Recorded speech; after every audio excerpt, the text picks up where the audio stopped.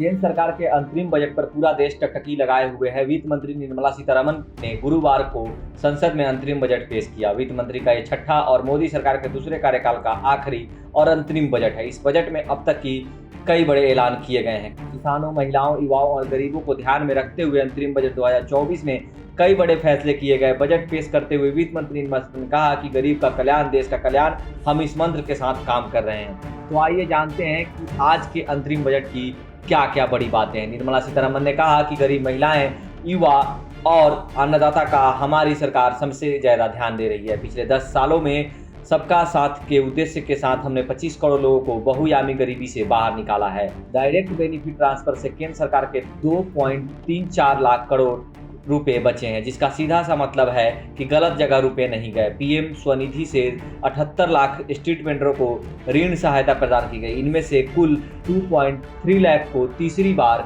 ऋण प्राप्त हुआ।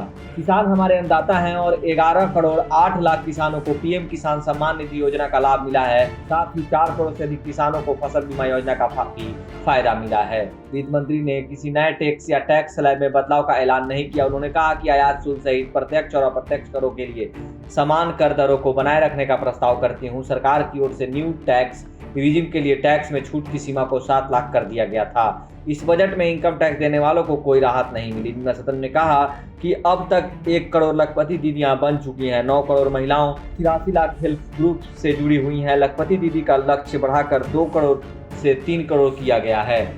वित्त मंत्री ने आगे कहा कि किसानों के लिए भी कई बड़े ऐलान किए गए हैं। उन्होंने कहा कि डेयरी किसानों की मदद के लिए सरकार की ओर से कई योजनाएं लाई जाएंगी।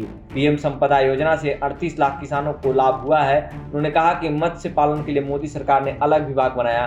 पीएम मत्स्य योजना से 55 लाख नए रोजगार मिलेंगे। उन्होंने ये भी कहा कि केंद्र सरकार की प्रधानमंत्री आवास योजना के जरिए लगातार गरीबों को घर मुहैया कराया जा रहा है। वित्त मंत्री निर्मला सीतारमण के मुताबिक हम 3 करोड़ घर के लक्ष्य को बनाने के लिए करीब हैं।